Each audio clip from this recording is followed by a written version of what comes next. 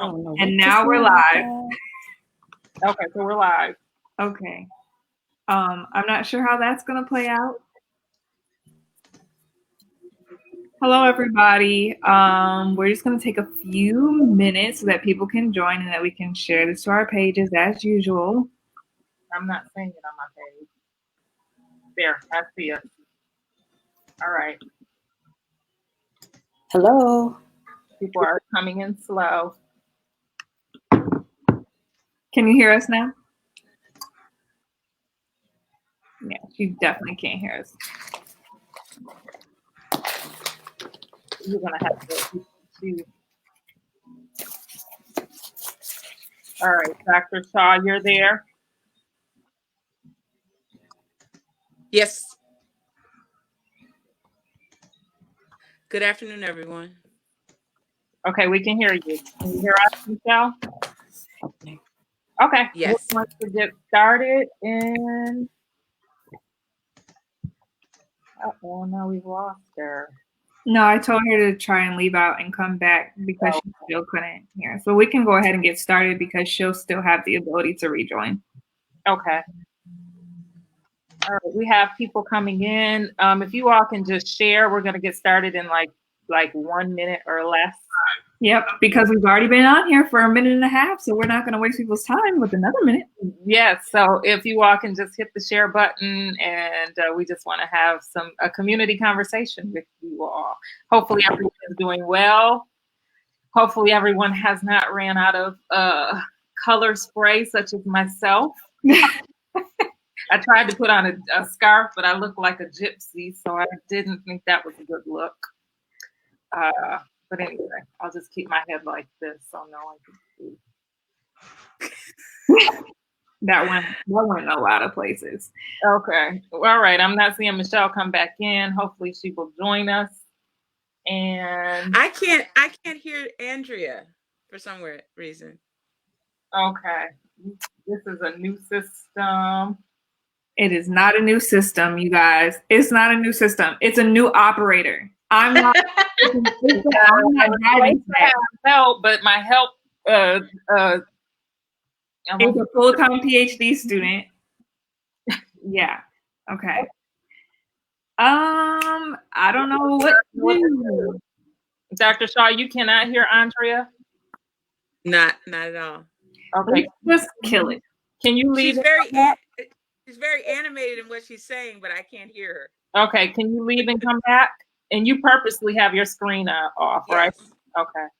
Well, Andrea, don't you leave. Andrea's leaving and coming back. Andrea's leaving and coming back. We're like having a Teddy Riley and Babyface moment here. Is there going to be a do-over then? No, we are getting started and we are moving forward. Okay, we see people coming in. Thank you all. Just be patient with us. We're going to share some good information. And so I have some great friends here with me today. And so you guys just hang in there. We lost the person and we're bringing them back on. Oh, there she is. All right. Okay, let's get started. So if I can just go ahead and have everyone introduce yourselves. You all have such great titles, long titles, and I don't want to mess anything up. So everyone knows I'm Pamela Pugh, affectionately known as Dr. Pam, Dr. Pugh, and just Pam. And so happy to see you all on this Monday afternoon. And so I am going to pass the mic to you, Angela. Well, thank you, Dr. Pam. I don't know if you can hear me because I can see I'm frozen on the screen. So we'll see how this goes. You sound great. Okay. CEO of One Love Global, co-founder of Black Lives Matter Michigan and Liberation PAC, which is actually not a PAC, but a C4. And just grateful to be here. Thank you. Thank you for having us. Michelle, can you introduce yourself? Yes. Hello, everyone. I'm Michelle McGregor, and I'm the CEO and president of First Ward Community Service here in Saginaw, Michigan. Angela, did you tell people where you were located? I didn't. I'm in Lansing. Okay. Very Don't good. come for me, y'all. I just live here. You just live there? All right. And Dr. Barksdale-Shaw. And you're purposely on black screen, right? You're not going to grace us with your lovely face? No, it says I'm on it. My video is it's not hidden. I don't know why it's black. Yeah, that's weird. Okay. Okay, that's all right. And we'll figure it out, hopefully. Oh, wow. You want to go ahead and introduce yourself, Dr. Barksdale-Shaw? Trying to figure out my lighting. Sorry. Okay, she's gone. I'll introduce myself. I am Andrea Pugh Kelly. I am from Saginaw, Michigan. I currently reside in Tallahassee, Florida, as a PhD student at Florida A&M University, where I'm studying environmental science. Yeah. Okay, so this is going to be interesting because I think I have all of the questions over here. Andrea, you can see respond or not questions, but comments. Yeah. So in the comments, everybody, just give us your thoughts. We're going to be taking some notes here. We hope that you all will take some notes as well, but we just want to hear from you. This is going to be an interactive conversation, so we need to hear from you. And so, I am so sorry. We're having difficulties, and so I'm going to remove. So hopefully she can come back in. Okay. So we just want to talk about, we all know and about pretty much are all staying up to speed on what's going on with COVID-19. We know everyone's staying in, people are staying safe. We know that you all are taking the messages and sharing them with love and kindness and as much sternness as possible with your children, your other loved ones, and those that we care about, and making sure that they're getting the right messaging and really being able to understand the information. It's a lot of information out there and it's changing so quickly. So we have to be the people, you all out there listening, those to share the information in a way that people can understand. Angela, you inspired me to do something that I didn't think I would do. Hey, Dr. Shaw. So I'll get this out there, and then we'll have Dr. Shaw introduce herself. I even called one of a colleague of mine, or someone who I know, who's been a part of the march and is adamant about getting Michigan back to work, getting Michigan back to prematurely getting out there in boats. But you inspired me, Angela, after conversation to even have make sure that person knew that I cared about them and their safety and them being out in a crowd like that, but then also moving too prematurely based on some of the information and data that I have. So we depend on you all to talk to everyone, even when it's the hard conversation with people that don't always get the information or don't want to get the information, but we got to share this and spread it. And so Dr. Shaw, if you can introduce yourself. Dr. Shaw, can you hear us? Yes, I'm Lisa Barksdale-Shaw. I am a professor, a visiting assistant professor at James Madison College at Michigan State University. My research involves a lot of law and literature and medicine and race. And so I've invited Dr. Pugh to my classes quite a bit to talk about environmental discrimination and social justice. I'm talking about it in a much more global scale this semester with my students, and just really concerned about community grounded efforts to address this pandemic. Thank you, Dr. Shaw. We have some bad sisters who are on this call. Angela, somebody said that you are so fine that you have distracted them.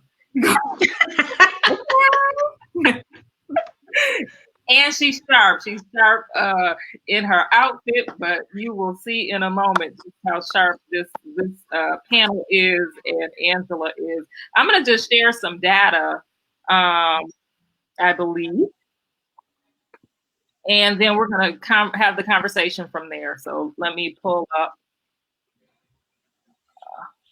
And feel free to ask questions in the comments. Like, we do just want this to be interactive. The purpose of these conversations are just to have ground level, digestible information distributed throughout the community in comparison to like a lot of the jargon and things like that we hear on the news every day. So we really just want to break down a lot of what you're seeing, hearing, experiencing, and things like that. So feel free to ask questions in the comments. We will respond. If you're hosting a watch party, we can't see your questions though.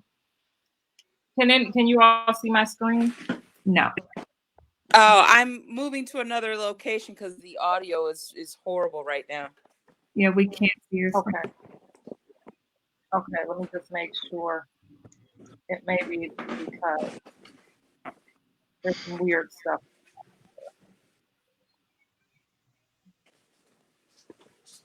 Andrea, do you want to talk about what we're going to be discussing today?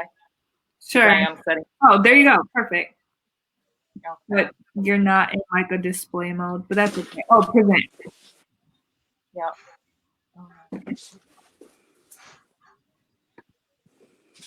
So this is a presentation that I gave for Angela's group, and I'm trying to get some information into a.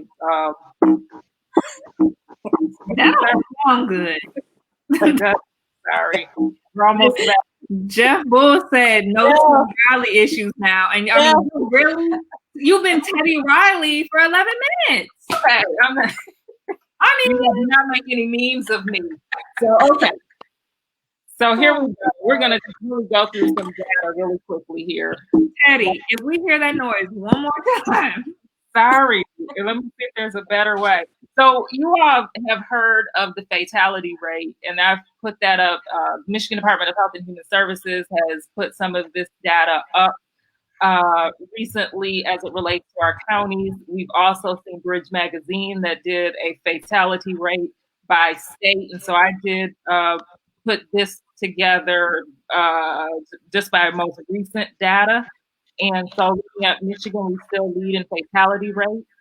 The fatality rate is calculated just by looking at the number of deaths per the people that per the cases that we are seeing. So Michigan, when we look at the ratio of deaths in relation to those people who actually have the COVID disease, is leading. We know that we heard early on that the estimated fatality rates for flu is around 0.1%. So we see that we're greatly above that rate. If any of my epidemiology people are out there, please, I depend on you all to help me to correct numbers and make sure that I correct this information. Hey, okay, Teddy, look, Teddy, I'm going to let you know right now, the people nor us can see whatever you're seeing. All we're hearing is Teddy. So you can't see the data? No, it says exit full screen. Maybe if you just go to like not in present, but where you can just see the, yes, that's great. Wonderful. Okay. All right. So let's take a look at, so this was what I just recently presented was the fatality rates. This may not be we might not be able to go with this, was the fatality rates, and seeing that Michigan has the highest fatality rate of the states with the highest death rates. When we look at deaths by count, Michigan is third highest for the number of deaths due to COVID. But I've also taken a look, and thank you people like Michael Thompson and others who like to see this data by rate. When we look at the rates of testing, because you all have been hearing a lot about testing, and we'll talk about that a lot today. So I just want to present the data. Michigan, when we look at this by rate, we're ranking number 4, and this is out of the states that have at least 1,000 deaths, and we're looking at the ranking. So we're 4th lowest when you look at this in a rate format per 100,000 population. We are 4th lowest for the number of tests that are administered.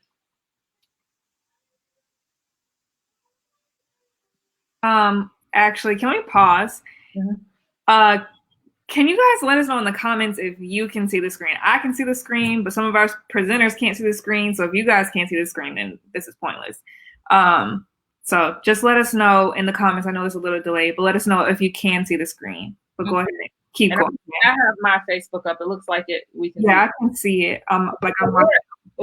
Thanks. So we're at 40,555 deaths due to COVID, and that was over the weekends. Like yesterday's numbers, they'll be going up in just a few hours.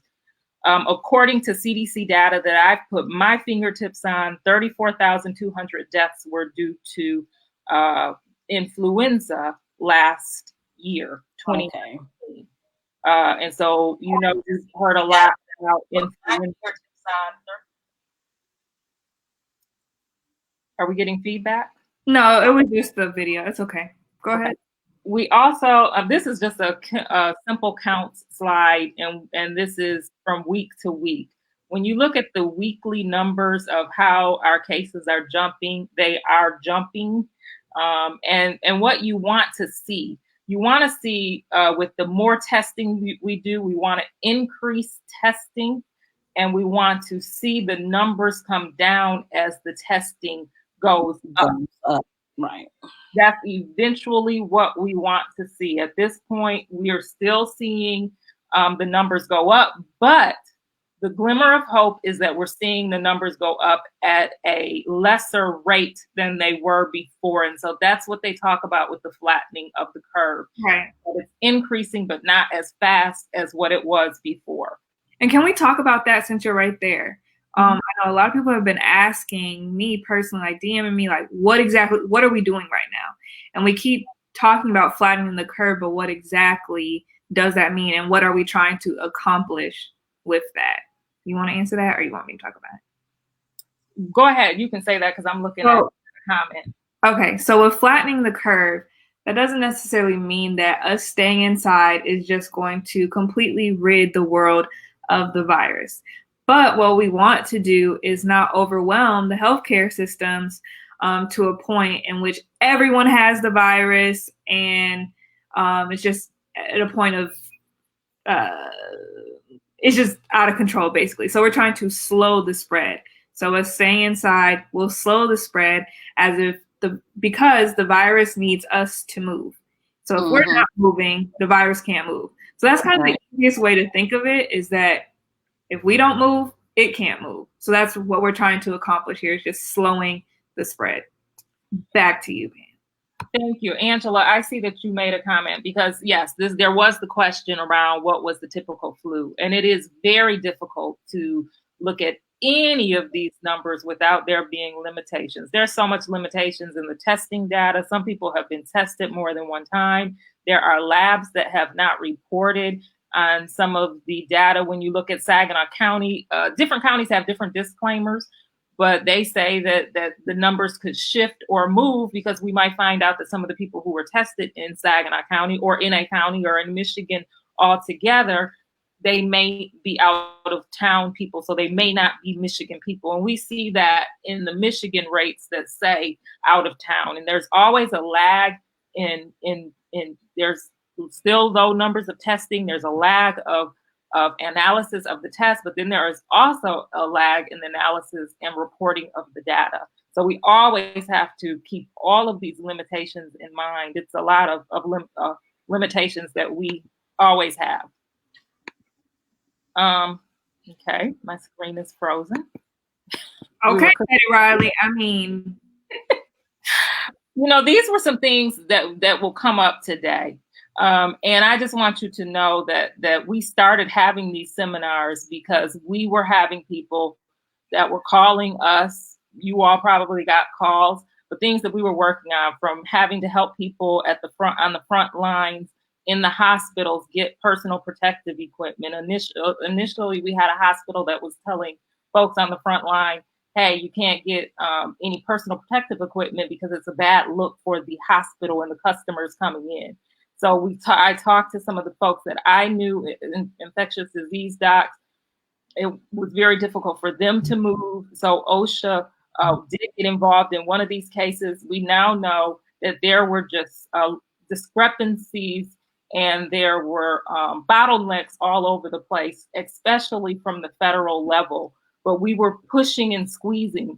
I'm on federal calls. We talk to folks at the local level, but having these conversations to try to document what we're seeing, but then also actually taking action, which Angela will talk more about today. I wanted to get to these are some of the issues that we saw up front, and that's actually a picture of a person that I've blocked out. They may be on the line. on live stream. You can't see your face. Great job at editing that. I mean, excellent. They're blurred.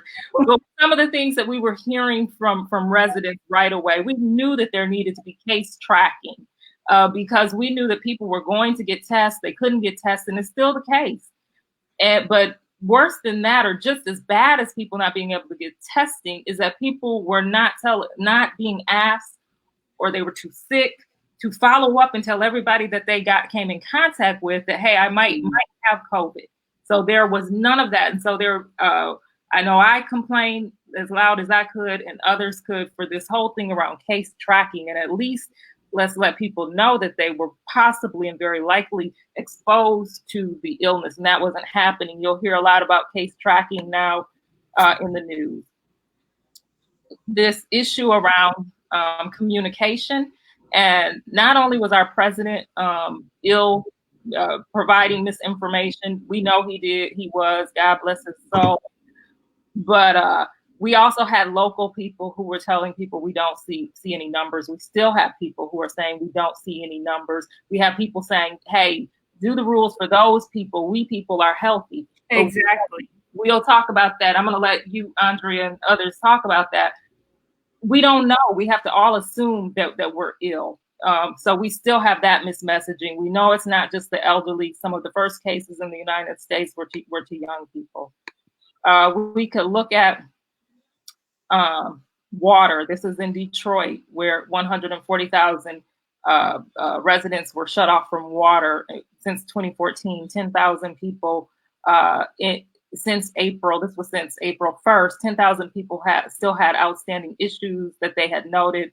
And as of April 1st, only 1,000 of those households had those water issues addressed. We know we need water to hydrate, but also to wash our hands. So we started taking action. I'm going to just skip through this stuff. We know that we had legislators. That was a picture of Elizabeth Warren and Senator Ayanna Pressley, who really pushed for the data to be broken down by race.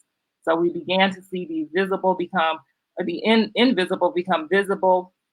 We still in Michigan have a very high rate of African Americans who are dying at a disproportion to the population that they make up. Detroit only makes up 7% of the state of Michigan's population, but 24% of the deaths in Michigan. I just took two populations. It's 1 o'clock. Saginaw County and Genesee County. Genesee County, Flint, you all are only testing about 0.6% of your population. Saginaw is testing about 0.7% of their population. And these are cases. So when it comes to looking at race, 51% of Genesee County's cases are African Americans, but African Americans only make up 20.3% of the population. In Saginaw, that goes down some. We're 26.6% of the population of the COVID cases, but only 19.3% of the population. To your far left, those are the counties that have the top 5 or top 10 percentages of cases in the state of Michigan. You will see that the Department of Corrections, I combined the federal as well as the state departments of corrections. This just goes to show that African Americans are dying at somewhere between at least two times more than other populations. In Michigan, that number I think has gone down just a little bit, but in Michigan, we're ranking the highest right now. Around when you look at the share of the population that make up the state of Michigan. So in the state of Michigan, 14% of the population is African American, but we're somewhere around 40. This one is older. I think this one reports 47 maybe, or maybe 42, but Michigan ranks pretty high for the disparities. So I am going to stop sharing right there. If you guys have any questions, we will come back to those slides and we will go from there. Sorry, Dr. Shaw, you were waiting patiently. That's okay. It's okay. So we will look for the questions, but I'm going to turn it over to Andrea, if there's anything in particular that you want to explain, and then I want to shift really quickly to Dr. Barksdale-Shaw, and then I want to go to Michelle and then Angela. Well, the main thing that I wanted to continue to break down was the systemic things that lead to these disparities. I've seen a lot of negative posts that have said, you know, Black people don't listen, Black people still partying and all that. Besides any of that small piece that may be true, that is not a testament to the bigger issues that are being exacerbated in this pandemic. So one of the reasons why we're seeing these higher rates of the virus in Black people or people of color, low socioeconomic status, is due to health disparities. We are underdiagnosed. For example, and I keep using this example, though we have less rates of breast cancer in Black women, we're still more likely to die. And that can be attributed to lack of access to quality healthcare, affordable healthcare, food and diet. We have a lot of food deserts in our communities, such as Saginaw, Flint, Detroit, lack of access to water, which contributes to your hygiene. We see that in Detroit and Flint. And then also your environmental health. We have all of these polluting facilities in our communities, which weaken our immune system on a regular daily basis. Pollution contributes to our health.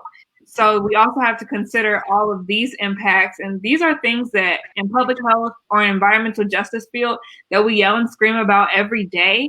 But it's so rare that we meet a situation like this in which everything that we yell and scream about, in which it's still just a daily normal, or it's not brought to the attention of most, is now vivid to everyone. Yeah. And so, whereas for us, it's like, we told you so. Yeah, so it has been disgusting watching this. And Dr. Barksdale-Shaw, you study, you live here. And so you come at it from a different background. And Dr. Barksdale-Shaw, tell us, you know, what your educational and I went to Arthur Hill locally, and then went to University of Michigan for undergrad and law school. Got my master's degree at CMU and my MS and my PhD at Michigan State University. And so I've done postdoctoral work at a clinical hospital out in Massachusetts for a while, along with doing different projects with different scholars around the world. I did some work in London and Scotland, and spent some time doing research around the country at different research libraries. And so I try to bring this kind of scholarship into the classroom so that we're actually addressing real concerns within the framework of the classroom. And that's why I harass Dr. Pugh every fall to come to the class, because their final papers every fall are always on the environmental concerns in Flint. And she's been gracious enough to come to the classroom and provide resources for students and insight into the kind of political forces behind addressing social policy concerns and health concerns. And this semester, students are looking at more concerns more globally. Every year, I'm asking them to look at more global concerns. And so I use literature like Enemy of the People, like The Plague, all these different texts, Beasts of No Nations, all these different texts, to have them look at global concerns like pandemics, like how do we respond to medical whistleblowers?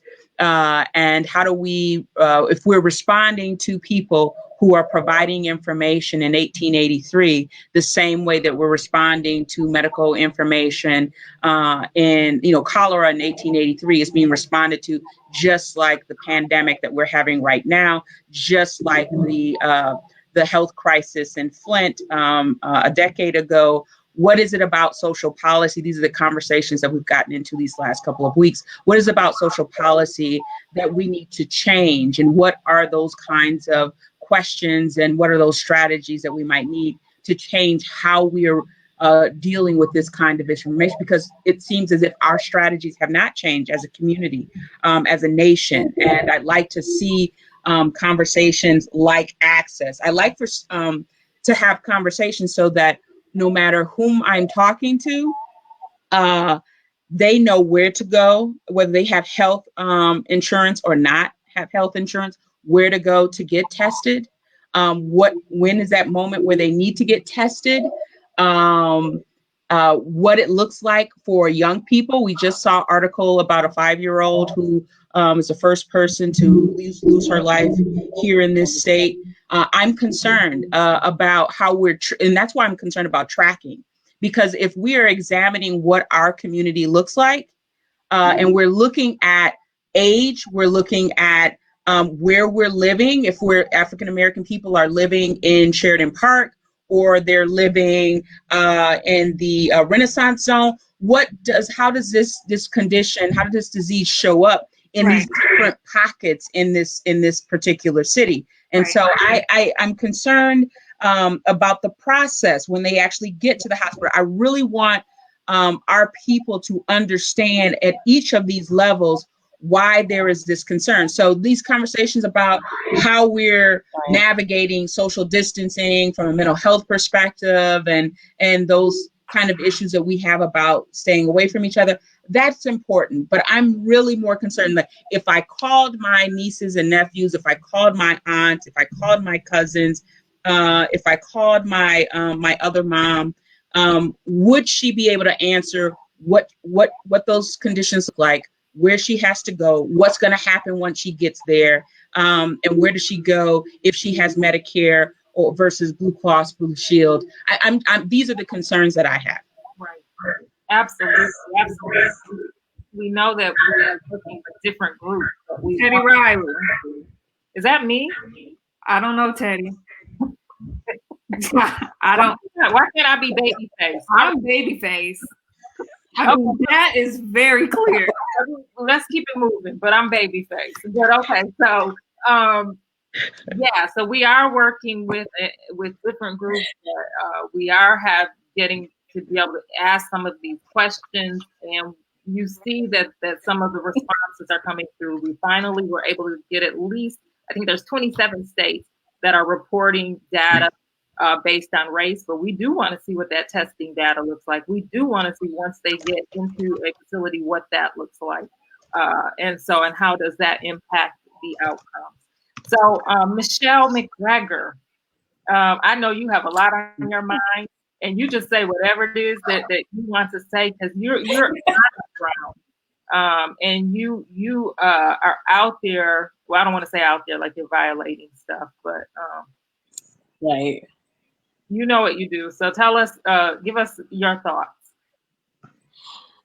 First of all, thank you all so much. And it's so great to be around some fellow Spartans. Yay.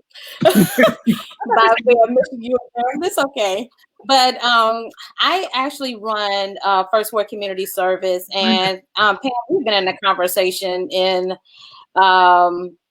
regards to my stance, why I closed First Ward on March 13th. And it was mainly for the health, because as a leader, I think it's most important and imperative that we give out information that we receive that is accurate. And at that point, it was not accurate. It was not clear, not even coming from the top down. And as a community, we are all looking to find out where do we find the answers that we can give our constituents. And so I've been on a hunt in regards to how to create a platform, because one, as an agency like First Ward, it's important for me to be able to understand what are the needs of the people that I serve. And because they are all scattered around in our community, there are so many messages that people are still living day to day as if it's okay. One thing that I know that as a Black person growing up on the east side of Detroit, not from not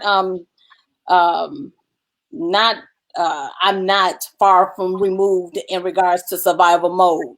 The bottom line is we always lived in survival mode, and so as that, how do we have a conversation of not only you're in survival mode, but you in life or death mode? And for me, I am more to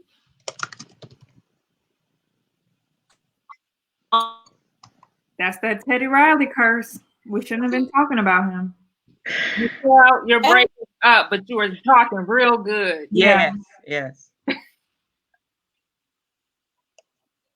Oh, can you hear me now? Yeah, yes. Don't type if you're typing. Okay, great. Now I feel like Verizon. I'm not gonna be Verizon over here or Sprint, Metro PCS. No, but I just want that to be clear.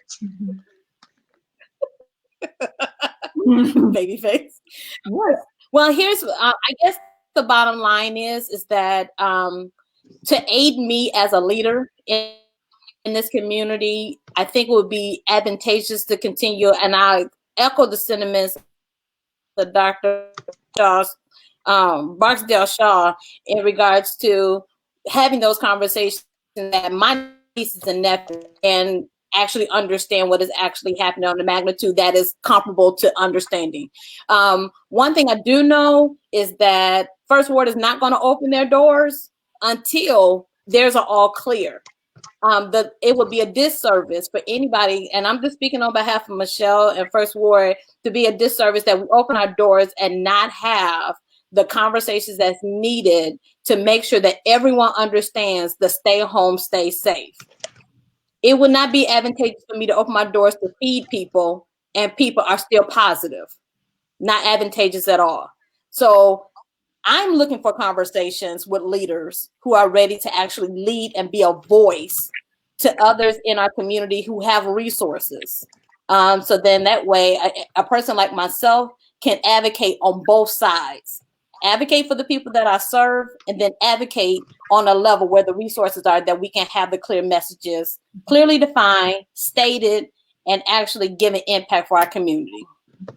Very good. And Michelle, you know, one thing that I tell people is, because I got a call late last night saying that they don't know how much longer they can take this. They swing more to the conservative side of things. And, you know, a lot of people aren't seeing the death the way that we're seeing the death. They're not seeing the death the way that they're not feeling it. They're not seeing that this is not a flu. When people are, even people who get it and make it out, when you see how devastating and how this impacts the body, it's not a regular flu. And so to tell people that public health is about the economy. Public health cares about the economy, and I don't know if it works the other way. I don't know who people who are concerned about the economy think about public health. But for public health, we've been talking economy for the longest. We've been talking about how our people, African Americans in particular, have been at the bottom of the rung when it comes to just about everything. And that has impacted our health. And so here we are today. So don't tell us about the economy. We get that. We get that piece loud and clear. So thank you, Michelle. And people, First Word Community Center, look it up. I know that was a place that a safe haven for me as a child, but it's been around for over how many years, Michelle? Oh, we're going on 90 in June. Wow. And so, and people depend on First Ward. So we want to make sure that you're not opening your doors, you're still able to reach those people who need to be reached. And we want to make sure that people are hearing your voice. There's a lot of people out here talking about what should have been done, what could have been done.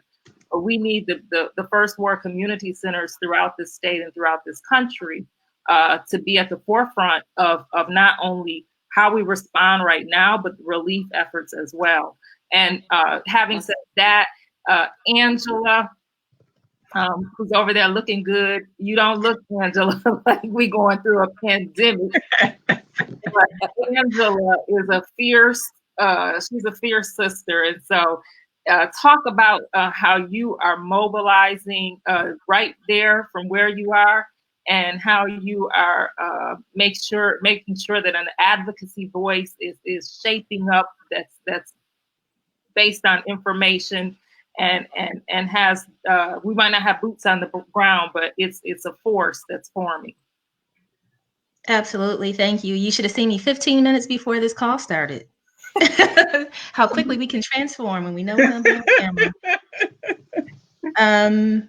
Yeah, so I actually am going to respond because I'm just following the comments as you all are talking, and so many great questions. And one is from Venus, who's asking how, as a grassroots organization, can she connect with the right people so that she can actually be of use to her community? So it's like, how do we begin to have these conversations on the ground so that public health officials are actually hearing from the community? Love Rochelle's suggestion that we actually need to bring survivors into this conversation because they have receipts. Mm-hmm. Mm-hmm. They know what they presented with. They know what they were treated. Unfortunately, people who are being turned away are not coming away with receipts. So we're going to have to depend on people who've actually been through the system and come out the other end to help inform our process. So absolutely love that. Like inspiring me as an organizer, like, yes, we need survivors and leading this conversation.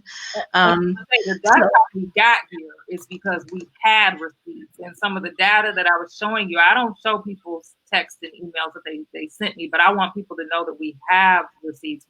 We're not basing on watching CNN. I watch CNN, but I'm basing on what comes in my inbox, what's coming in my messages, and that is what we needed to get out to the people who are of power. But I'm sorry, carry on, Angela. No, but that's exactly the point, though, because we know that there are multiple information drivers, and what is actually coming from the very top of the country is disinformation. So that means you have to have a completely separate channel that is actually connected to folks on the ground that can move information, and it has to be people that people trust. So I'll just kind of talk a little bit about what that looks like in the organizing world. And I'm going to share links in the box here because I'm actually going to ask you to take some action because you have people who have organized. We knew that it was going to hit our community hard. So Black Lives Matter has a complete set of demands. One of them, which is looking at where vaccinations are moving outside the country. This whole idea of our government approaching another country to try to buy a vaccine so that they could own it and monopolize it when there are actually some promising vaccines or at least some medications that should be tested, but because they are not being funded, there's no money moving through private hands and corporate dollars here. We don't want those. We would rather have people die, become infected, rather than actually collaborate on a global scale and actually come up with a global solution. So that's a whole other conversation. So I want to talk about the Movement for Black Lives, which is having weekly community engagement calls, m4bl.org. I'm going to paste that into the chat as soon as I stop talking because I can't do two things at one time. But I do want to talk about the demands that are out here. It's about our most vulnerable people, making sure that people are first over corporations and how resources move, how repair is moved, because this is very much a reparations conversation. That we're making sure that people who are the most vulnerable, those who are in close quarters, who are in cages, like free our people wherever they are. So from our youth and juvenile detention centers to our families who are locked away in the prison industrial complex, we need to get people into places where they can be protected. So housing is one of those, making sure that people actually can stay safe and actually have a home that they can be. We have too many people who have been houseless for too long, and we're actually putting money into hotels and places like we're going to prop up these systems and these corporations that are actually not providing solutions for our people. Those things have to change. Pay attention to where the money goes, whose hands it gets in, and whose hands it is taken from. Right. We know that our electoral system is under attack in this moment. These rallies and protests are not about people feeling like their rights are restricted during COVID. It's a political rally. And so let's be clear about why people are saying the things that they're saying, regardless of who's saying it and what level, and understanding the political implications. We actually need to be organizing right now to make sure that we have elections in November, making sure that people have the right to vote. Pay attention to the legislators that are trying to eliminate mail ballots. Pay attention to what's coming out of the White House in terms of discrediting mail-in and absentee ballots.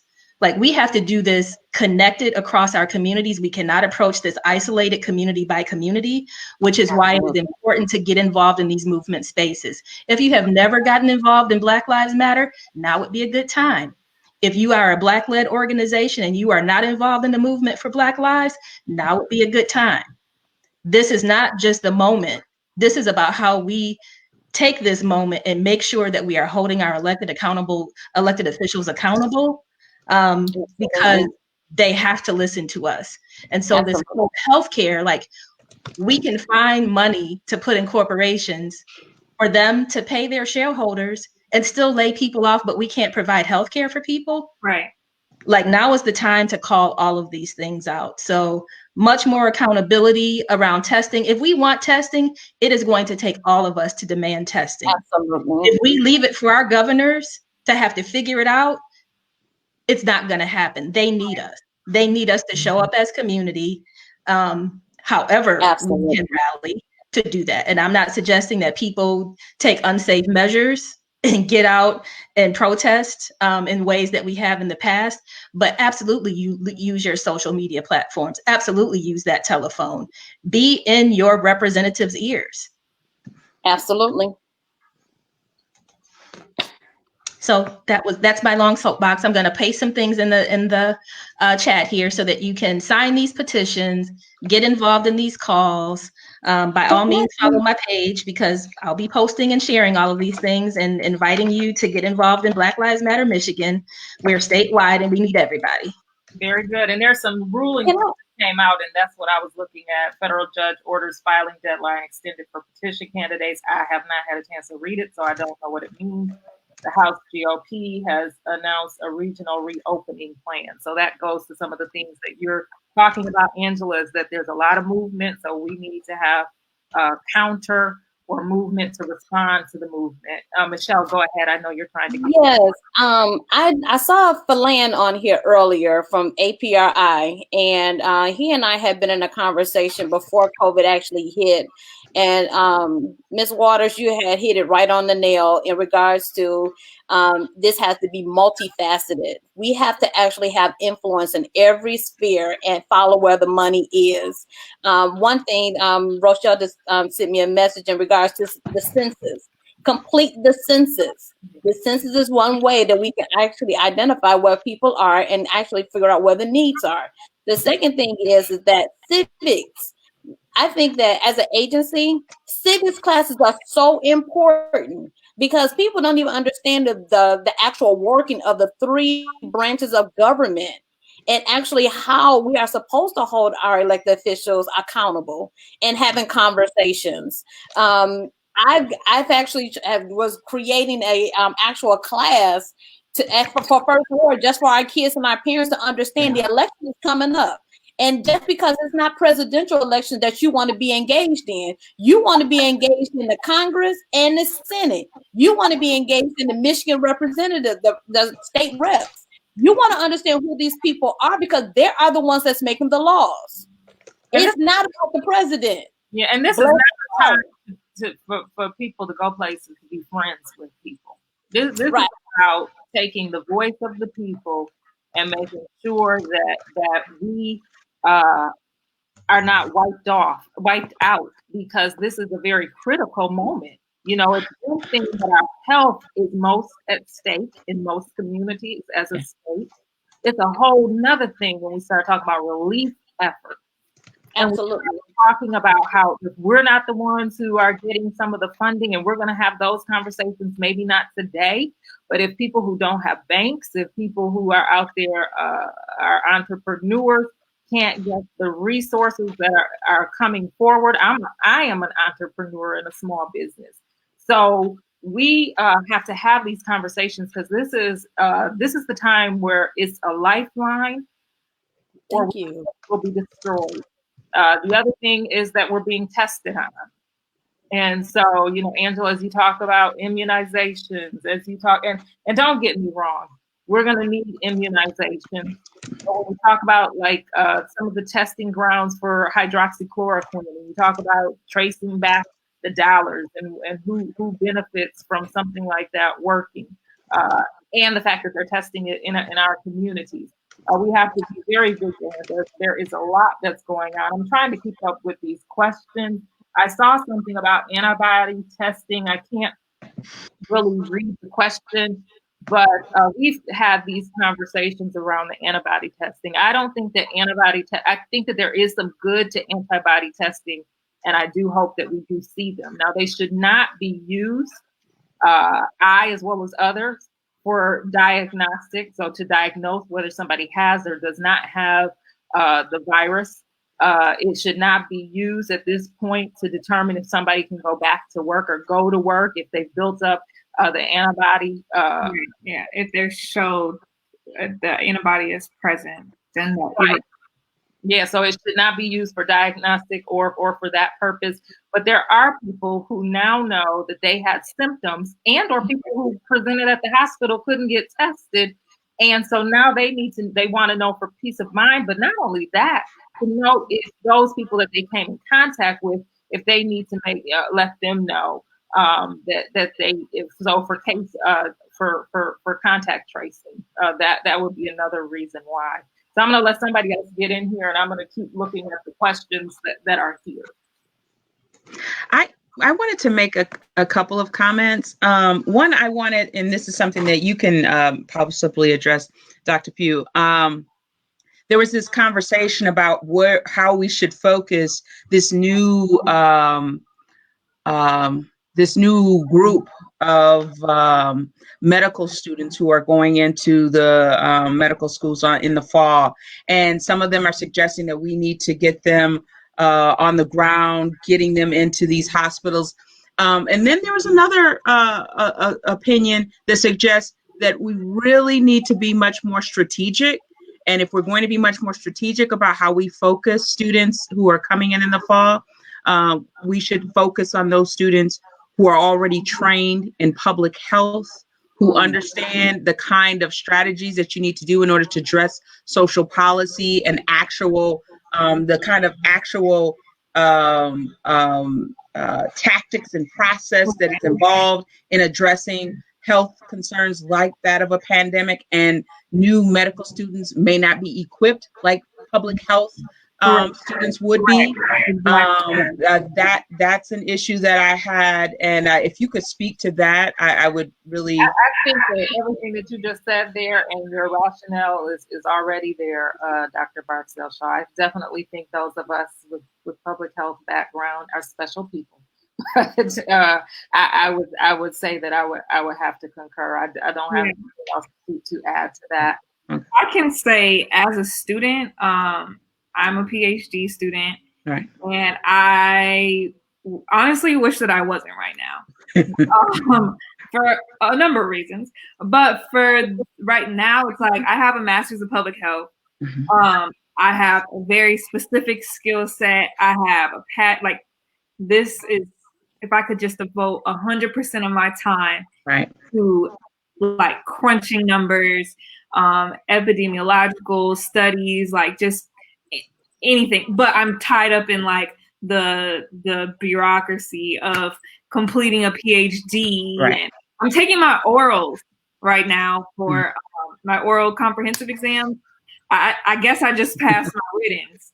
So yeah, almost a candidate.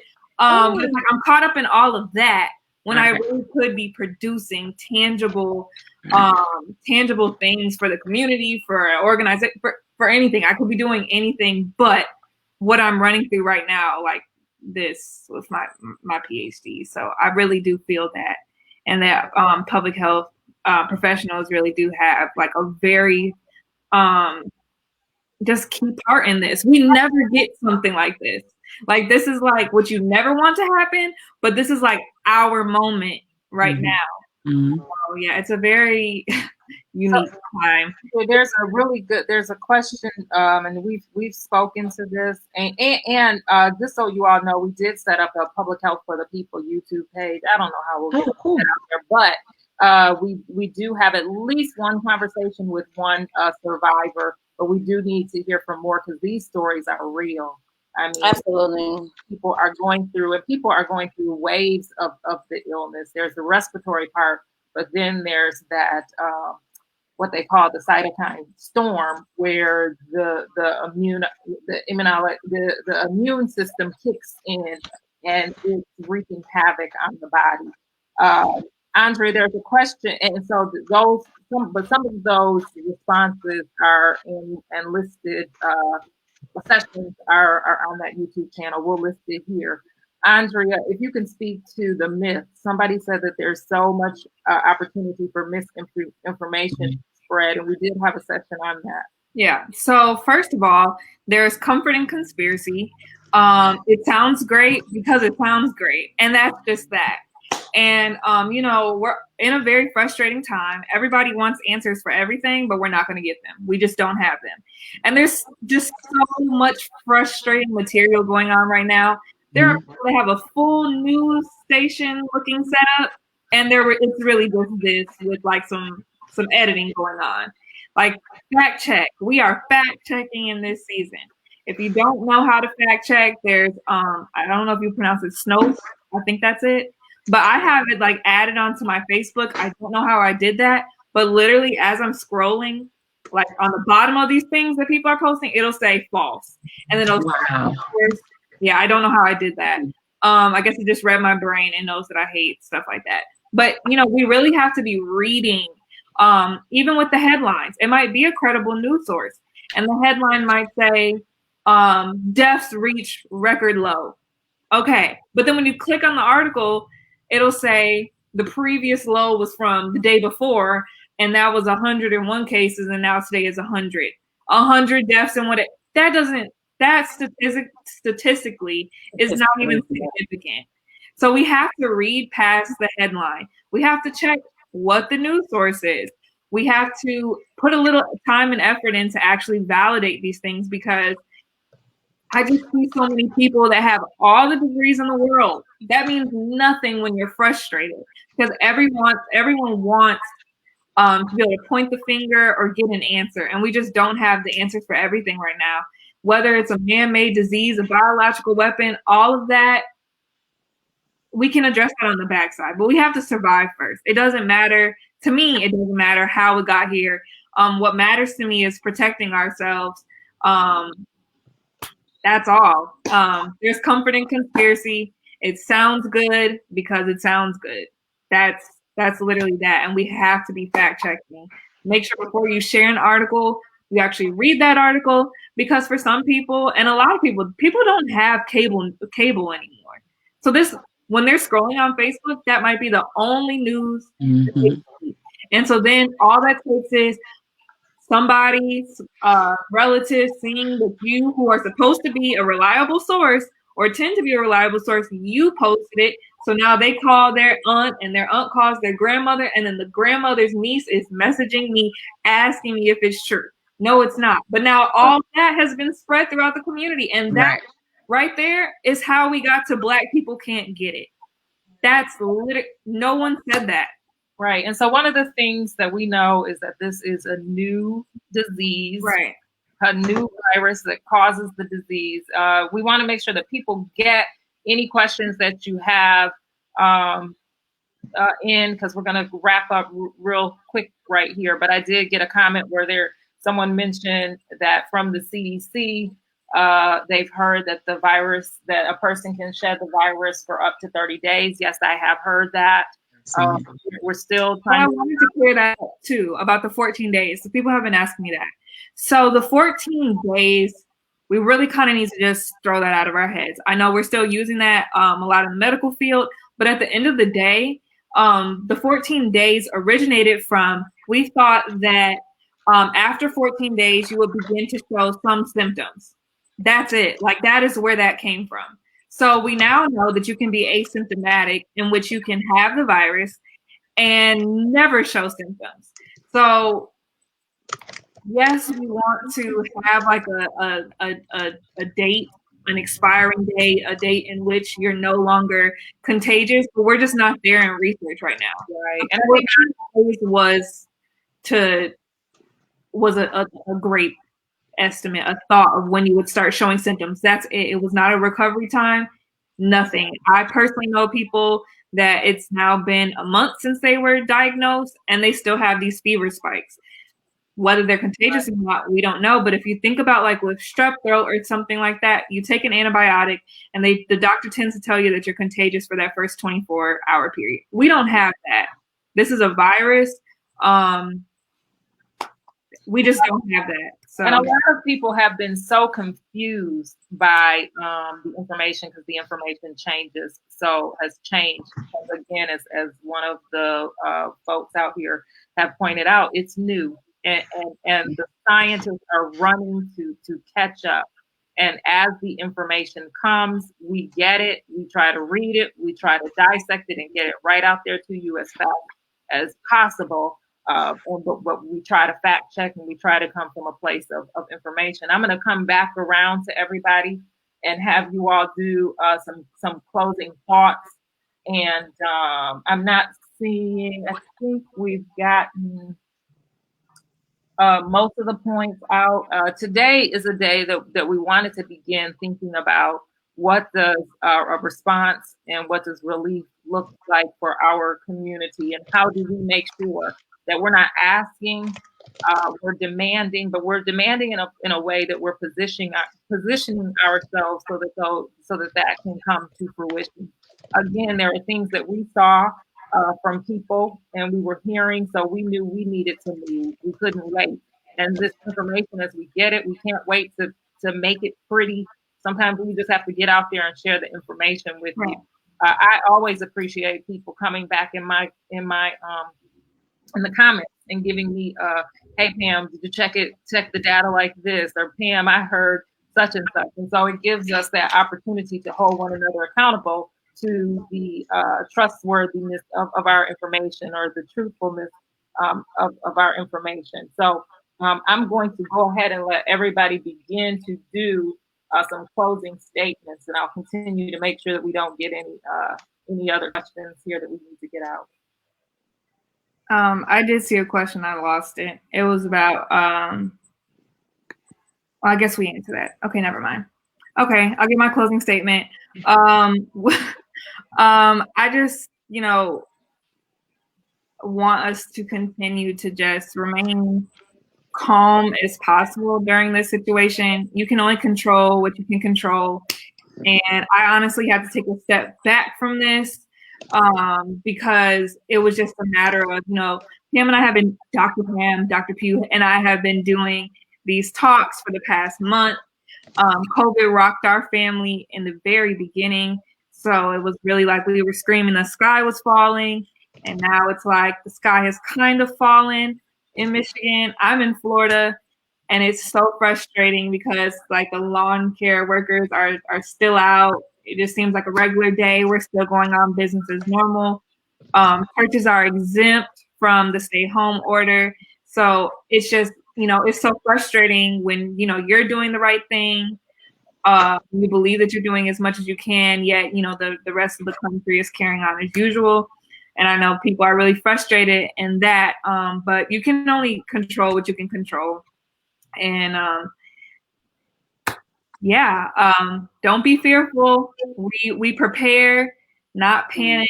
As far as keep saving up things from the grocery store, things like that. Take your time. Make sure that you have a reason to leave. But as much as you can, we're just hunkering down, as we call it here in Florida during hurricane season. Very good. Thank you. Michelle? Oh, first, I want to say thank you. I learned so much from conversations like this, and looking forward to having more dialogue in regards to how to reach our community, those that are in need of the messaging, and so that we can hear what it is that they need in order to make some decisions so that we can advocate on a greater level when it comes down to resources. I am so excited about what was going to produce. These are that I've heard this statement all the time. This is the worst of time and also the best of times.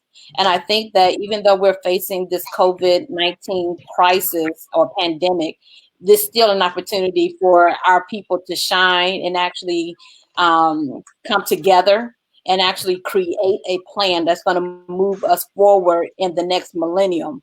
The bottom line is that we don't have a Martin Luther King, we don't have a Malcolm X, but we do have each other and we do have a voice. And I think that is most imperative, that as a leader, it's imperative that we step out of me and really become we. I am looking for individuals in our community that will actually step up to the plate and actually have these hard conversations in regards to policies. And actually, I think it's Raymond John who created FUBU, for us, by us. It's time to get back to that. It's time to get back to those issues of community, real sense of community, and really create the resources that we need for ourselves so that we can better ourselves and become more of a force. And so anyone who's looking grassroots to say, hey, let's do some civic classes. I mean, we have these digital platforms right now that we can really take advantage of. I just want to commend all of our public health officials, Dr. Pam and Andrea. You guys are doing a fantastic job. We need to hear you more, because you are the voice of what we can actually understand the data. A lot of people don't understand data and what's statistically sound. Exactly. We need to hear you all. Right. And so, Black Lives Matter Michigan, Miss Angela, let's connect, because the bottom line is that First Ward is connecting not only on a regional level, but a state level. And now we're going to be an Envision Center, which is going to be federal. So that means that we now have access to federal resources that we can actually bring in to our community that's going to help our community. So let's get the work done. To all my Black sisters, you guys are beautiful. So glad to have rock with you all this afternoon. Saginaw and all of the communities around, it's time to put our voices together and create one voice as we make this change for our better community and better future. And so one thing I would like to say is, who do I need to connect my survivors to? Because I have a couple of survivors, one in Detroit, who was one of the police officers, Detroit police officer, who actually survived COVID, as well as my pastor. And my pastor has been on live every night at 7:00 telling about this COVID and how to be safe. So I think those stories are very much important to share, so that we can walk through the process. Thank you so much. Thank you, Michelle. Thank you. That's very powerful. Very powerful. Angela? Thank you. Thank you all so much. I've learned so much. It's been such a pleasure to be in this space with you all. Really appreciate the questions and thoughtfulness and the time that people are taking for us to be more thoughtful as we continue in this. So again, always lead with love. As far as like my closing is like, we organize out of love. Yes, we're angry, we're frustrated, we're tired, we're grieving, but at the bottom line, it is about our love for our people, our love for our families, our love for ourselves that has to drive it, because that love is actually going to lead to different solutions than if we're operating out of anger and frustration. So always, if we can stay rooted and remain in that love as we approach people, as we educate, as we fight for policy and systems transformation, always remembering why we do what we do and on whose behalf. And again, just get involved. Like, there is no voice that is too small, too isolated. Definitely want to gather those stories of survivors. We had thought about a memorial, and it just felt like so much heaviness.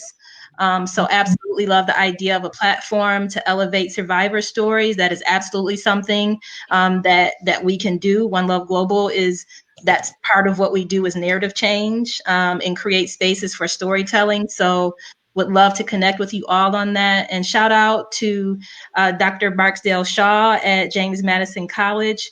We posted in the link a youth political tool for young people who actually want to learn more about civic engagement and what this is all about. Ray Jean Head, who's in the thread, actually helped create it as a student at James Madison College. Oh, wonderful. Yeah. XX course. So would love to even think about how we continue to build on that and actually build tools for our people and resources for our people. So definitely down to organize and build what we need together. So shout out to Movement for Black Lives Matter, all my fam in the Michigan COVID community, Black and brown folks, because we need everybody in this. Yes. Thank you. Dr. Shaw? Yeah, I want to thank all of you brilliant, beautiful Black women that shared this space together with us today, and in order to enrich our people. I guess what I have one thing that I would like to impress upon, and that's power. I would like to see us embrace our innate legacy of power in the African American community, and I like to see that in three folds. I like to see that as far as knowledge. The novel virus is just that, it's new.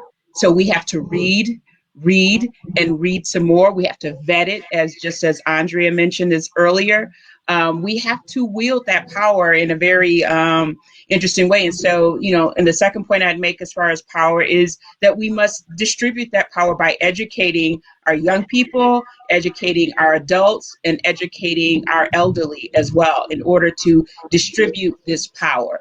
And so if we're going to use, we're looking for things to use to educate our young people while they're at home, being educated by family members and friends or whomever online, however that's working, we can use the readings and the tools that we're learning about public health, about learning how we navigate in this space, about testing, about medicine, about science, and celebrating those of us who are represent this community historically in the field of science. And finally, I'd say promoting our power through the political agenda for our African American community, and what are our demands? Just piggybacking on what Angela Waters has said, and talking about what Michelle McGregor has said. What are we talking about as far as developing allyship? What are we talking about, and what is our agenda for the African American community as we think about putting our support behind presidents, behind governors, behind Michigan state representatives, behind senators? We have to not just dedicate we know the power that we wield as a African American community. We know that we get people elected historically as a community. What is our demand before we give that power over to someone who is going to just assume that we're going to give it to them? We have to come to the table with the demand. Yes, we may like the current presidential candidates. We may like the current governor candidate, whoever they are. They have to do something for our community. Even at the local level, it has been said for generations, all politics is local. That's right. We show up for the presidential, but the local politics, who's running our county commissions, who's representing us in the district for education, who's representing us, who do we call when there's a problem with grants so that people are funded when they don't have money for different resources like utilities? I think we must be much more organized, and I think we have to not take for granted this power. And I think historically, we have underestimated just how powerful we are.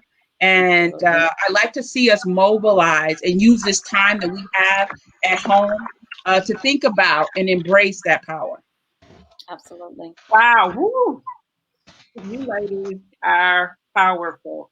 And I don't know if this was on purpose, but since we started in March 8th, on March 18th, Andrea, everyone has been go to our YouTube, Public Health for the People, and you will see that most of the people who have presented, I think all but one presenter has been an African American female. And you all, I mean, have been bringing the information that we saw vacuum there. And not only that, it needs to come from us because people hear us. I want to just talk about, when we talk about public health, we're talking about prevention if public health is done right.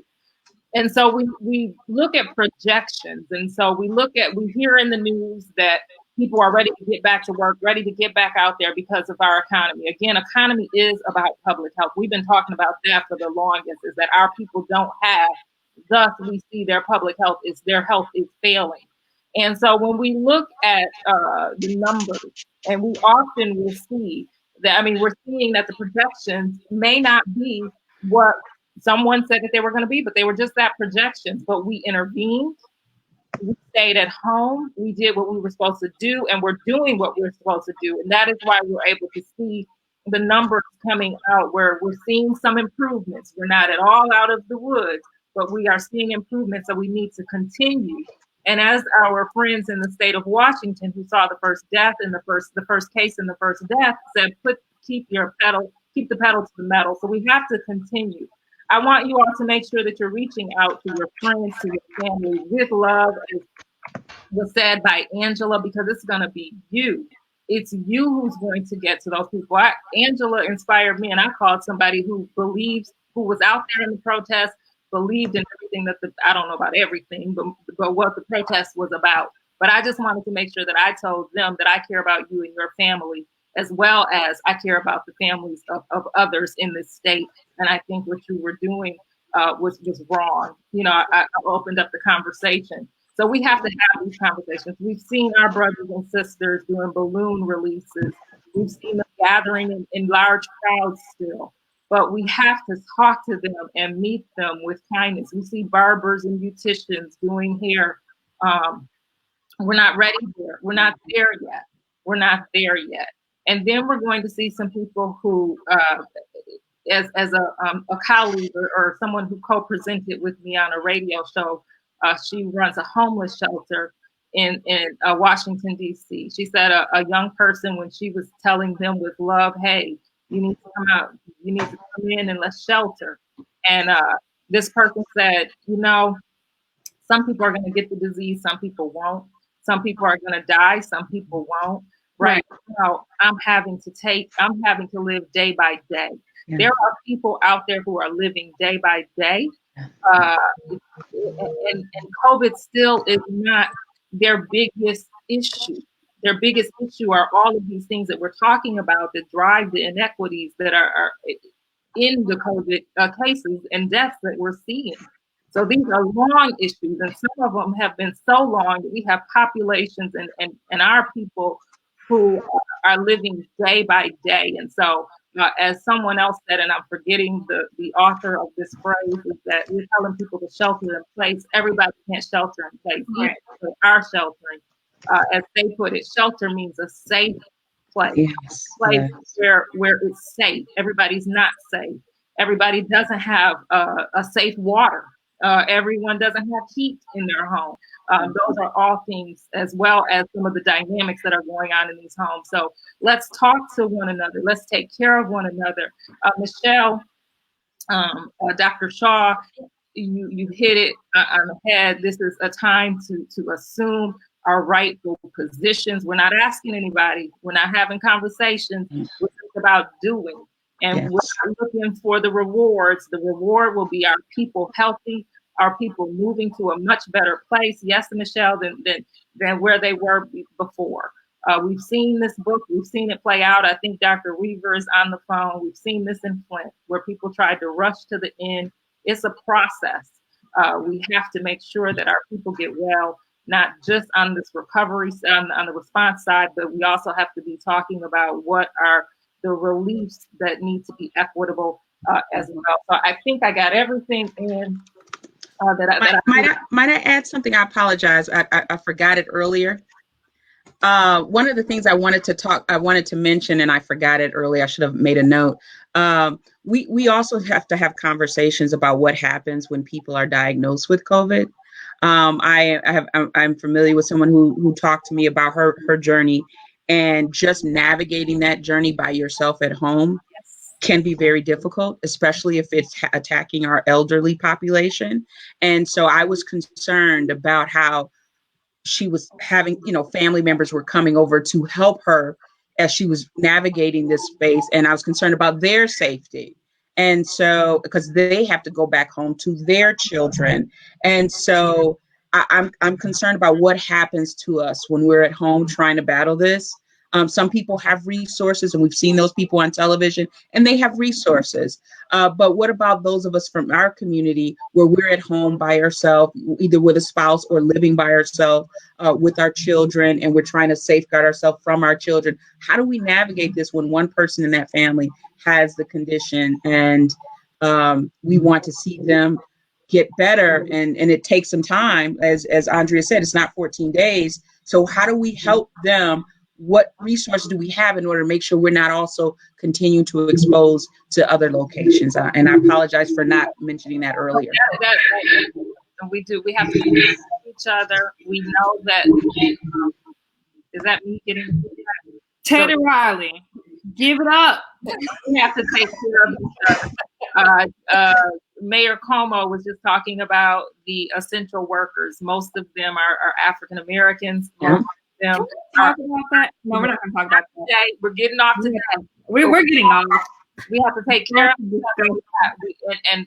And that's why it's getting harder and harder for me to hear about people wanting to go out and go boating or go get a meal out, and they're not thinking about our essential workers. Our essential workers, we've tried to here in this space, try to give them as much tools as possible. As a person who's environmental health background, we learn how to take care of ourselves when we go from the bad environment to the clean environment. People working at McDonald's, they just were not, that was not their thought when they took that job on. And now there are essential workers. We know we have to be concerned about the people who are home alone. We had Taco Reed and his wife that talked about that. They were a couple dealing with it, but she was saying the same thing. I don't know what we would have done if it would have been one, if we wouldn't have been there together. So we just have to take care of each other. That's back to the bricks, back to the basics of what we did. We took care of each other. We assumed our position. We didn't ask people. We just stepped into our position. And so that is what we're going to do. This conversation will continue, and we will add to it, Andrea. And I just thank all of you all. You all are all very, very bright, smart people. And it's 2 o'clock. Thank you for your time and for giving your voice to the people. So thank you. Take care. Thank you. Bye. Thanks for watching.